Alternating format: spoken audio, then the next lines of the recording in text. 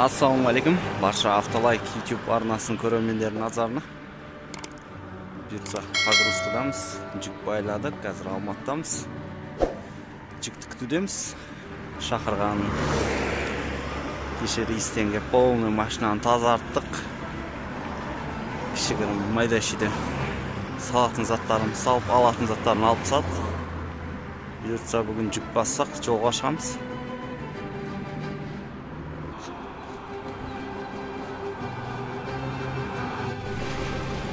Тростар шіріген екен, артықтың. Тростан лақтыр жүріп, жаңа тростар бар. Қолын айландырып. Границада ашып жатқан қиын болып соған лақтырып тастады кесіп трост. Алматыдан шыға берсіз. Қаскелеңге жетпей Синойл заправка дейміз. Жігіттер, егер жолда постоянно жүрсеңіздер, Синойл карта бар. Шымкентте болмаса қала, любой қалада бір өздерінің жеке офистері болады, Синойлдың. Сол жерге барып, заказ беріп, картасын жасатып аласыздар. 230 теңгеден ішіне ақша саласыздар. Батыста да сол 230 бен құясыздар, и без лимит. Хоть 10 тонна құйыңыз, хоть 20 тонна құйыңыз, бірақ алдын ала ақшасын салу керек болады. Бізде именно Шымкент қаласында ол офистері. Қажымхан стадион қасында, сонның 3-ші этажына көтерілсеңіздер, прямой Синойлдың офистер, сол жерге барып, алдын ала ақша салу керек болады. Ол ақшаны жайдан жай сала салмайсыз, өзіңіздің атыңызда болмаса, жолдас, таныс, ағайын туыстардың ипсі болмаса, тоғысы керек болады. Сол жерге барып, договорға отырып, ішіне ақша салып аласыздар. Ыңғайлы, келесіз. 2 тонна газ па, 3 тонна газ па, сізге ешкім ештеңе дей алмайды. 300 литр лимит деп тоқтата алмайды, болмаса солярка жоқ деп бетіңізден қағып жібере алмайды. Сол үшін Синойлға негізі жеке өз басыма ыңғайлы. Мүмкін Қазақ ойл шығар, может Синойл шығар, разница жоқ. Кез келген фирмамен договорға тұрсаңыздар болады.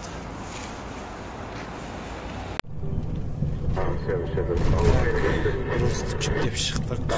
Заправкаға кіріп, соляркамыз құйып алдық.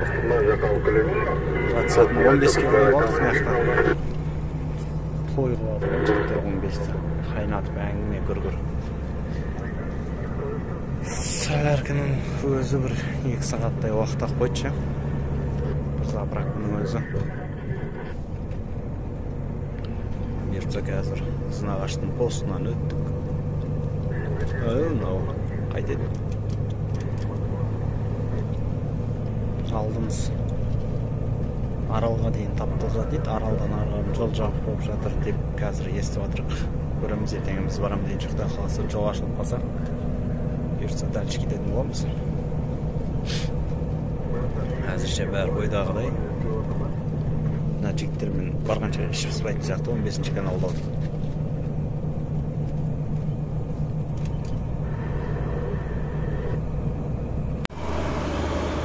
Атардан шықтық. Езілген жолдан езіп отырым. Перегон, китайский хобалар. Бұны көршілес жатқан өзбек ағайындар қырып тасып атыр. Қадыры түсіндау. Өкіріп тасып атыр. Біздікі машина последний. Скоро Қытай басады барлығын. Евро 5-тер келесі рейс келгеннен кейін қарап көреміз, егер болса осы Евро 5-тарын, китайский Евро 5-тарын болса тоже сүріп өтеміз. Нақтадамын фотондар толып тұр. Фотон, американстыр. Volvo. Porsche шығарды. Қазақстанда қараған жақта бұлай кем дегем. Бір-екеуі болса бар шығар. Базар жоқ. Злардинский. Күндер-екі кеп тоқтап, сәл бой жазып, магазиннен 1-2 зат тауып алдық. Сағар қарап жолға шығамыз, құдай қаласа.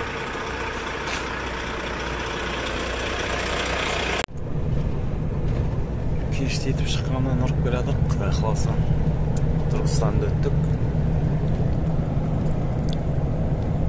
Бұрынғы кішігірім қорғандар Сауран қалашы. Қазір Қызылорда облысына өтеміз. Бұдан былай қарап қазір енді басталады дейсің радармен.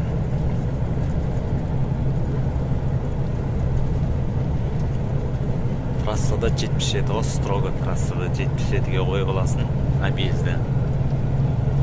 Қызылорданың объездінің өзі бір 100 километрдей ғой, жаңылмасам, есімнен шығып шыны керек.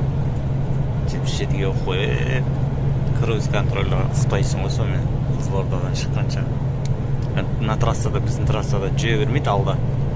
Манапта ғана кейде тұрып қалады, онда да келатқанда, баратқанда тұрмайтын.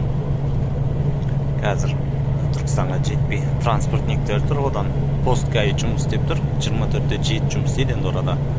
Транспортниктер стап войска салып отыр қазір РФ-терді, основной 4-еуін бастап тұрған. Біз ары қарап кеттік. Далада -2. Түркістанға тоқтап тағы да полный бак солярка жасап олды, 300 литр. Себебі батыста бізде 260 солярка. Соған эконом ретінде берген жерден толтырып кете бересіз. Мен кеше сәл 2 бакке солярка толтырдым, картада ақша таусылды менде. Сонымен қазір Аралдан 230-дан бір киямыз. Сонымен кіріп шыққанға жетеді ғой. Москваға барып, қайтып Оралға жетеміз. Оралға жеткенше картаға тағы ақша салдырып қоям. Кіріп қайтадан шығып, то есть картадан 230-дан құйып кете береміз.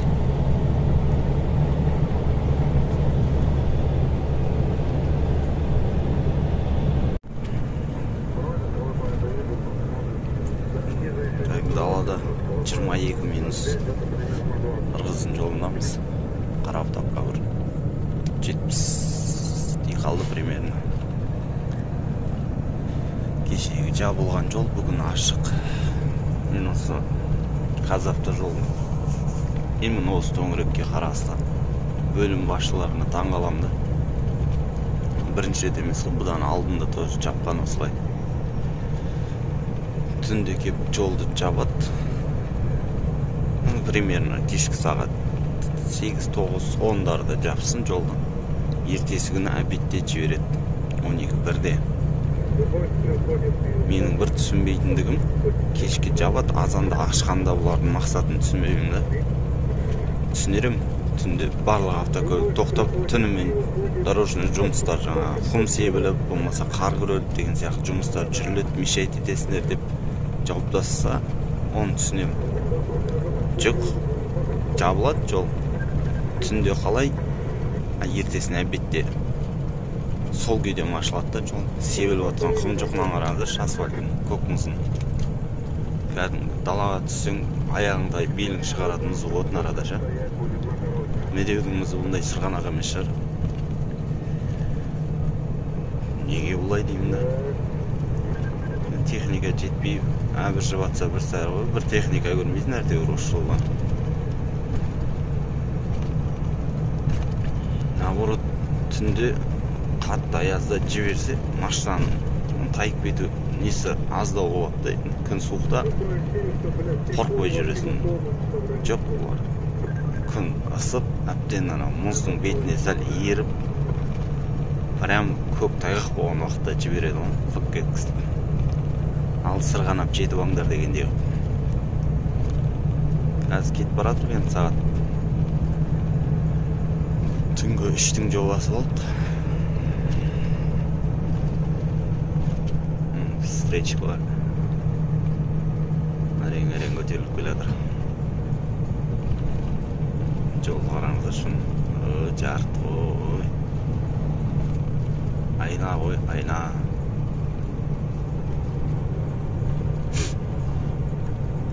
Газ дальний жақ көрістім. Жарты қараңыздар шын жолды.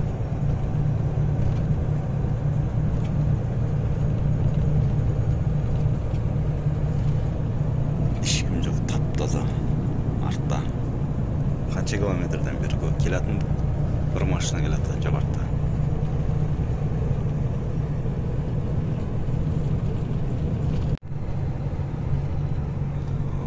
Автобусик 3D Өзбекстанский. Ол. Тағы да жол жабық деп. Коллегалар айқайлап баратыр, встречка. Қарабұтақтан жабық дейді. Одан кейін Хромтаудан жабық дейді. Хромтауға 20-30 километр. Коллега жиналып қалған дейді. Очередь 1 метр дейді. Ара көреміз енді барып.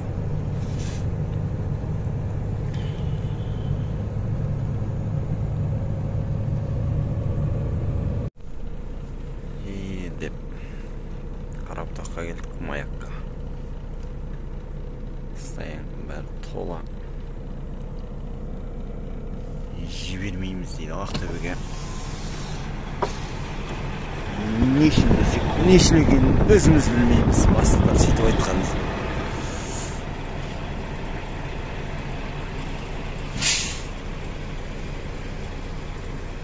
Далада 19 градус. Түн сағат 5. Очередьте тұрып, ақылдылар ғой. Кеп тығып боковой. Ар жақта очередьте тұрсақ, мыналда кеп алдымызға қойып. Амал жоқ, қысуға тура келді. Күткісі келмейді.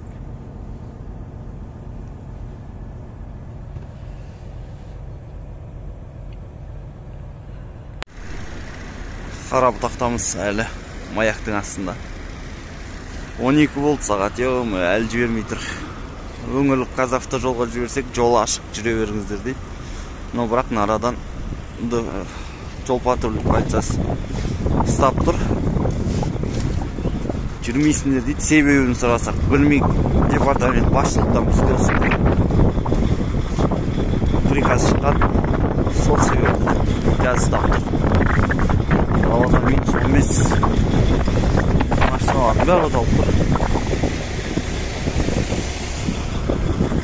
Тұрмыз енді ол sıra. Қарабұтақ жіберді. Газелдер жиналып тұр. Чили боковой ұрып тұр.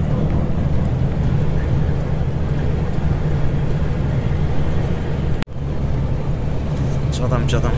Ақтөбенің желі. Хромтауға 100 километр қалды примерно. Желі басталды. Боковой ұрып келе жатыр.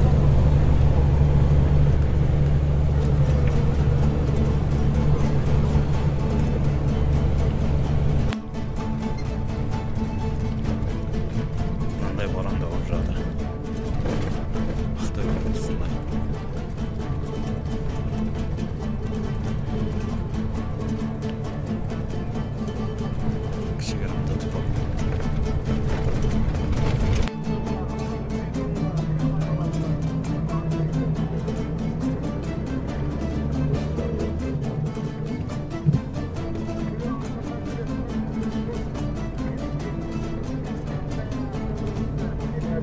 Сзади, отбирайте.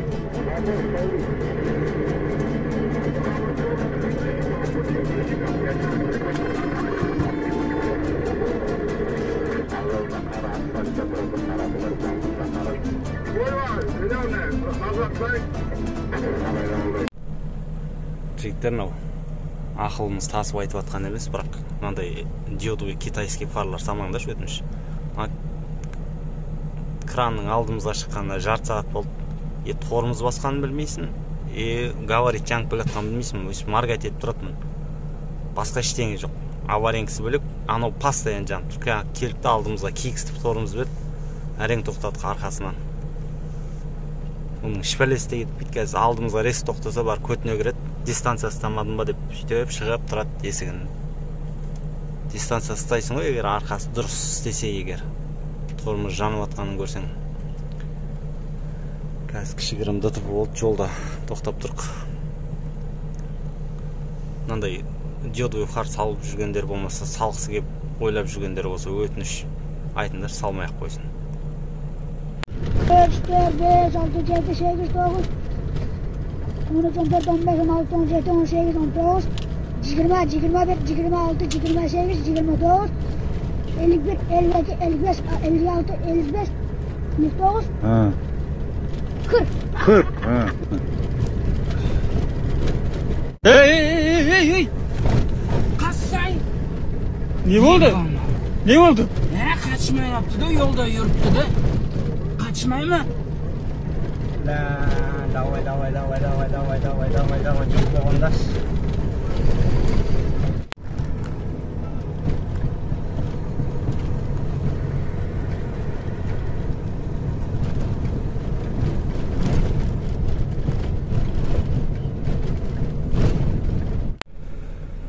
Ақтөбе деп Ақтөбеде келдік.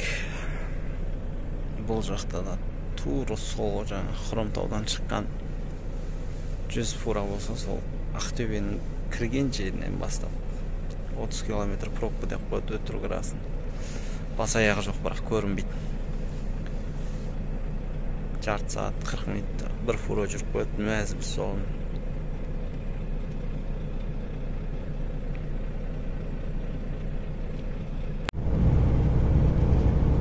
Жігіттер, Ақтөбе облысынан өттік.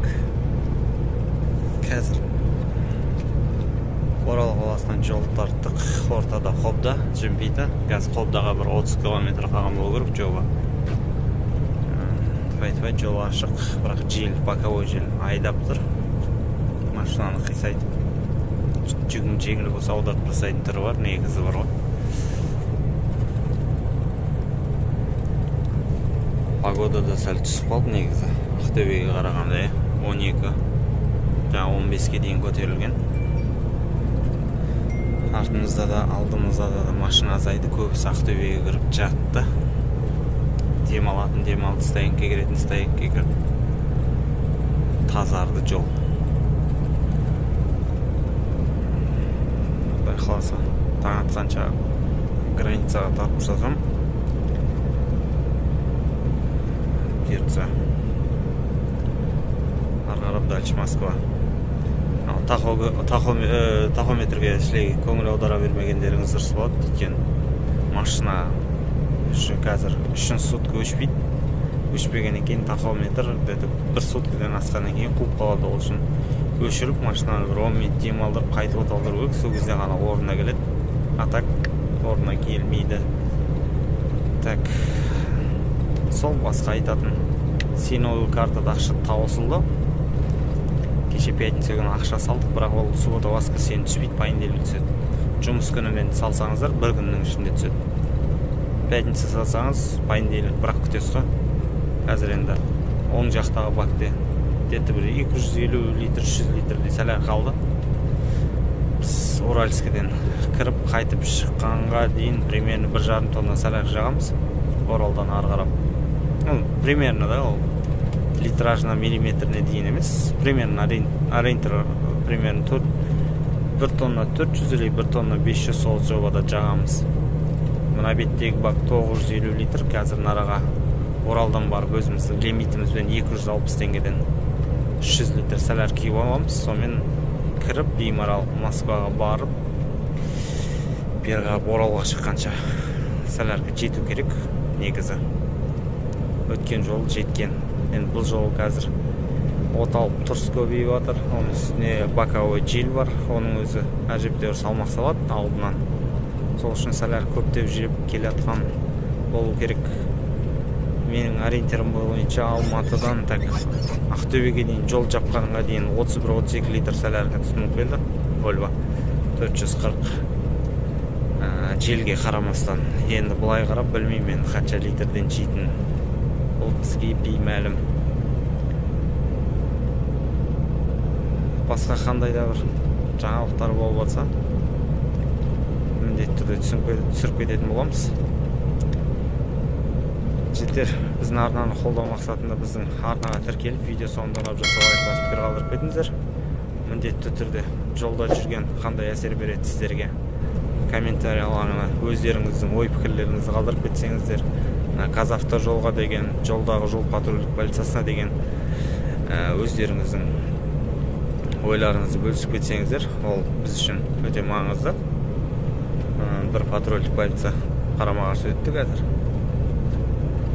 қызыл жасыл маяктарын жақпай, бірақ радармен жүреді обязательно, міндетті түрде.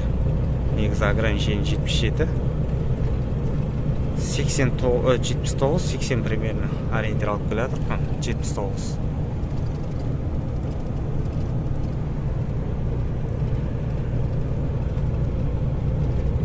Так что радарға түспедік. Негізі осы именно Орал қаласы мен Ақтөбе қаласының ортасында жол патрульдіктері жүреді. Именно радармен жүреді. Қызыл жасыл маяктарын жақпай, арнайы осы радарға түсіру үшін. Ол да дұрыс шығар, білмеймін енді. Әркімнің өз пікірі өзіне. Сіздерде қандай ойларыңыз бар? Комментарий бөліміне қалдырып кетсеңіздер. Бұйыртса алдағы болыватқан жаңалықтармен тоже қалдырып кететін боламыз видеода. Жетсе, енді үйіне құда сізге келеді ғой, құда сүйеп тұр дейді үйіне, қыздың әкесінен. Сол айтып, құдеке қалайсыз, қолыңыз қалай, қыз қалай десе, қыз жақсы деп дейді. Bir жерін сатып машина алып келді деген ғой.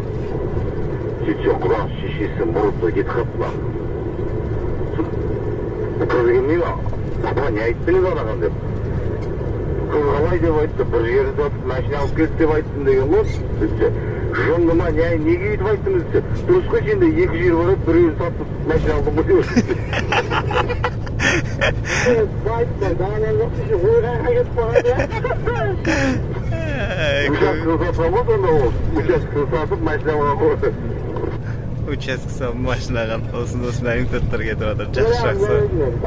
Бір жерін сатып, айым сат дегенде ойланып тұрады ғой. Арам ойға кетіп қалды барлығы. Каналдамыз. Оралға 250 қалды, Құдай қаласа.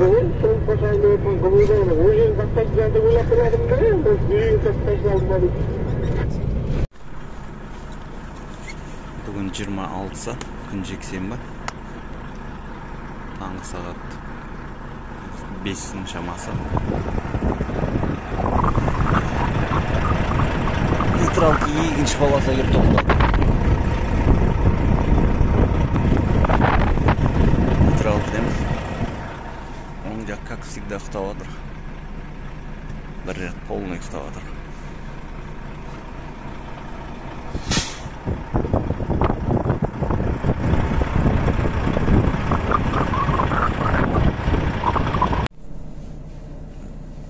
Таңғы сағат 10. Орнымыздан бір ары кетсе 30 метр жалғаған шығармыз. Әлі тұрмыз. Артымыз тола. Алдымыз 3 километр бар. Жоба, ориентир 3 километр тола. На фурға ұқтап қалған. Айланып өтсек ренжейді. Сигнал беріп оятамағамыз. Қайтып жібердік. Ренжі қалмасын. Километр өтірді.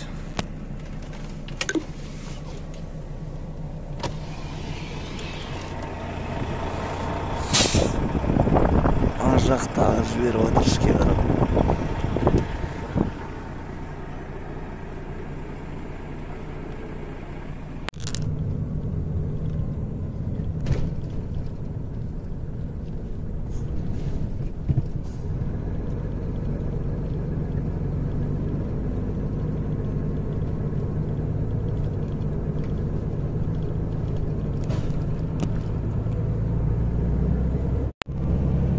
Жігіттер, границаны өттік. Екі границаны да кеше түнгі сағат 4-те келіп тоқтағамыз. Қазір сағат 12 болып Калейкімен өттік.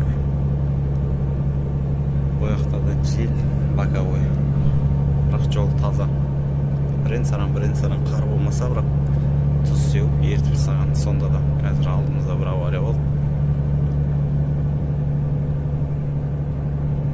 Сары қарап дальше кеттік. Балон жағын жеттен жолдан ол жағы сізге жетпей знактарды қойып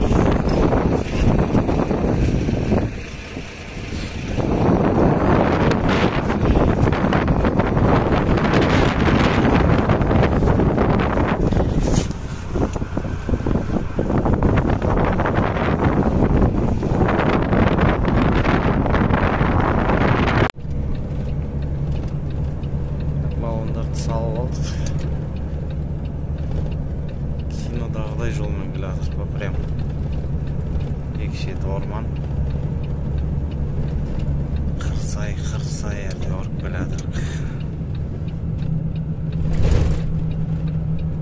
İlk maşına gelse jolga talasık bolatындай.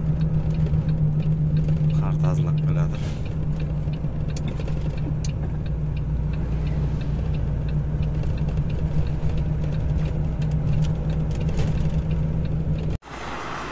Kеше түнде баллон жарылды, баллон ауыстырылды, сіздерге көрсеткендей. Қазір енді Ульяновскіге где-то бір 60 километр жетпей заправ келеміз. Кеше білесіздер, баллон жарылды, одан проводтардың бәрі шашылды. Проводтың шашылған нәтижесі қазір ешқандай габарит жанбайды. Күріштерін бәрін шығарып алдық, электрик емес, но бірақ бәрін жалғап көріп отырсамыз, қазір запасканы іліп алдық. Кешегі запаскаға түнде шамаға мой осы жерге тіршілікпен байлап алдық. Қазір буканизацияға барып орнына салдыратын боламыз.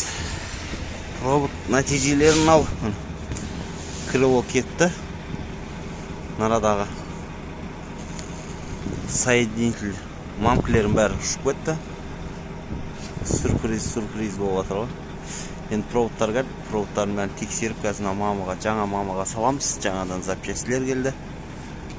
Екеуін де жаңадан алып келдік. Өкінішке орай АБС-кін таппадық. Осы кішкентай ғана болмайтын заттар 6700 рубль болды. Теңгемен шаққанда где-то бір 5000 теңге деймін, сол жол болады, жаңылмасам. Утро начнется не с кофе water. Барғаннан кейін кіргон қойып, темір істеп аламыз, сода проблема жоқ. Нанды жасату керек болады. Аларды жалғап алу керек болады. Мен оны қазір жалғаймыз ептеп. Солай жігіттер. Жолда барлығына дайын болу керек. Оны барлығы білет. Деп осындай ғана Қытайдың затын жолда керек қылады десең ешкім сенбейді. Мынаны алып салып қойғам. Бірақ жемді күйіп кетіпті. Бұған да таңғал болмайды еш, бірақ көп болды бұның менде жүргеніне. Ішінде предохранитель күйіп кеткен. Запас предохранитель бар, қайда екенін таппадым. Сонымен ауларлап скаланы контрольдың іздеп кетіп баратырмыз. Алда магазин бар дейді, автозапчасть барып көреміз. Сатылу керек негізі бұндай заттар. Заправкілерде жоқ екен, екі заправкілерде қарап шықтым. Аяқта гәлөш, маған бәрібір дегендей болып тұр.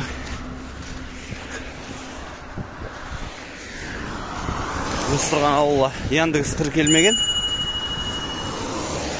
Егер Ресей Федерациясында болсаңыздар, Россияда жолда қол көтеріп тоқтап таксиге мініп кету мүмкіндігіңіз 99% жоқ қой, короче. Яндекс алса алды, амаса олдар. Яндекстің өзінде бояқта мұны үшін міндетті түрде карта тіркелу керек. Егер сіз заказ беріп алмай қойған жағдайда, яғни мінбей қойған жағдайда, автоматты түрде сіздің картаңыздан өзінің услугасын ұстап қалады. Сол үшін шет елден келген водительдердің көбісінен алыс жаққа міндетті түрде карта сұрайды. Жақын жерлер болса, мүмкін өзім пайдаланып көрмедім. Несіз мінуге болады. Картасы өзім бір-ақ рет мінгем, қанша жылдан бері.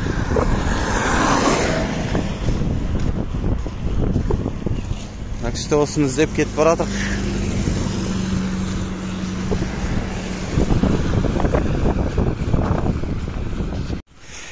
Так, 5-6 километр жүрдім ғой жаяу. Интрига жасамай қойын, 20 километр жаяу жүрдім деп. Но бірақ 5-6 километр примерно келдім, таптым. Екеуін алып алдым. Қатын көпірі майдақ қоясын, 1000 теңгеден саудалар жүріп алып алатын. 160 рубль біреуі. 120 рубль болды екеуі. Қазір бұл 6,5-дан. Ну, примерно 10,5 теңге жобасы. Қатын көпірде 1000 теңге примерно сондай. Бірақ саудалассаң аласың, а бұл жақта саудаласу еш мүмкін емес. Барып енді машинаны қараймыз. Габарит жанып тұр.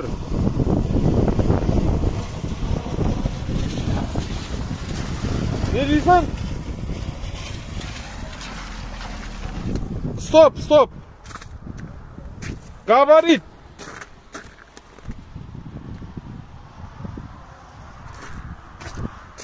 Не дейсің? Қосымша ештеңе жаңған жоқ.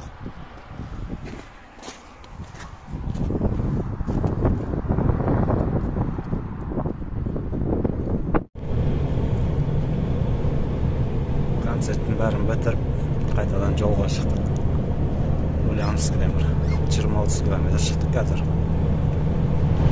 Бұйыртсам. Кешегіден кейін АВС датчик жанды бір түзептікен. Ертең Шымкентке барып істетеміз оны. Жолдың бәрі олай су батпақ, терезелердің бәрін адай. Балшық болып келедірік.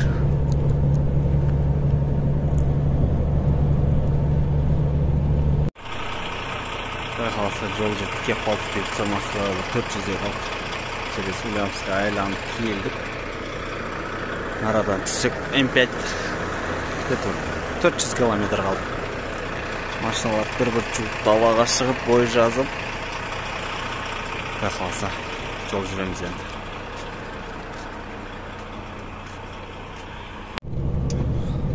Жарықтық. Шацкіден өтіп, тағы да қар басталды. Погода бычыт. Асты жаңбыр, бетін қар. Мынандай болып отыр ғой погода. М5-дамыз.